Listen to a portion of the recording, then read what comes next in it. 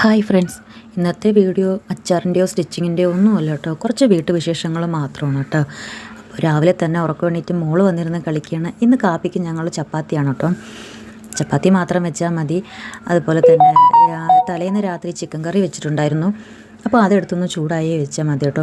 അപ്പോൾ ഞാൻ ചപ്പാത്തി പരത്താൻ സമയത്ത് ഇതുപോലെ എൻ്റെ മോള് വന്നിരുന്ന മാവ് ഉരുട്ടി തരും കേട്ടോ. അവർക്കത് വലിയ ഇഷ്ടമാണ്.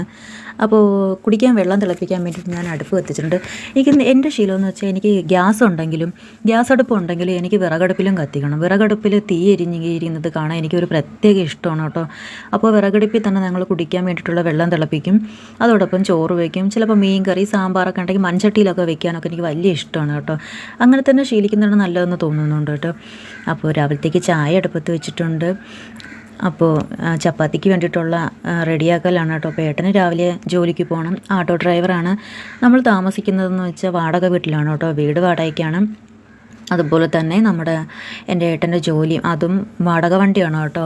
250 രൂപ റെൻറ്റ് കൊടുക്കണം. അതുകൊണ്ട് ഞായറാഴ്ച പോലും വീട്ടിൽ നിൽക്കാൻ അദ്ദേഹത്തിന് പറ്റത്തില്ല. പോയേ പറ്റത്തുള്ളൂ. അപ്പോൾ നമുക്ക് പെണ്ണുങ്ങൾ വീട്ടിലിരിക്കുന്നെങ്കിലും നമുക്കറിയാവുന്ന കൊച്ചു തൊഴിലുകളൊക്കെ നമ്മൾ ചെയ്യണ്ടേ. അതുകൊണ്ടാണ് കേട്ടോ. എനിക്കറിയാവുന്ന കൊച്ചു 2 തൊഴിലാണ് സ്റ്റിച്ചിങ്ങും അതുപോലെ തന്നെ അച്ചാറിടുന്നതും. ഈ 2 തൊഴിലുകൊണ്ട് രക്ഷപ്പെട്ടു പോകാനൊന്നും പറ്റത്തില്ല. എന്നാൽ കൂടിയും അതിൻ്റെ ഹസ്ബൻഡിന് അതൊരു വലിയ സഹായമാവുമല്ലോ. അതുകൊണ്ടാണ് ഞാനിതൊക്കെ ചെയ്യുന്നത് കേട്ടോ.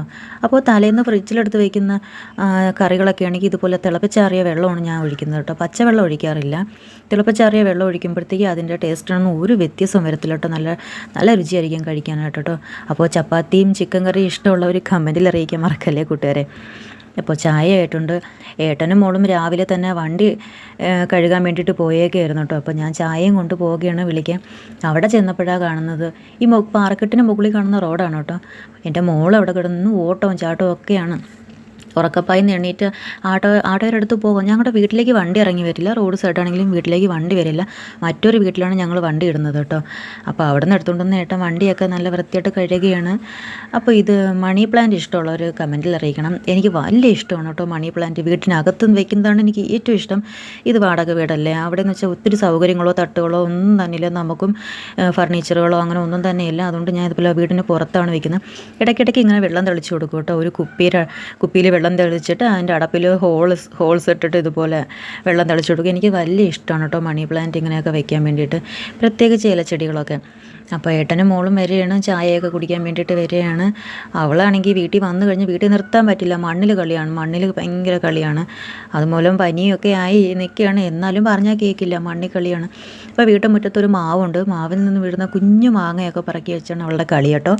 അപ്പോൾ ഇത് മോൾക്ക് വേണ്ടിയിട്ട് പാല് കാച്ചി മാറ്റി വയ്ക്കും. ചായ ഇടുന്ന കൂട്ടത്തിൽ തന്നെ മോൾക്ക്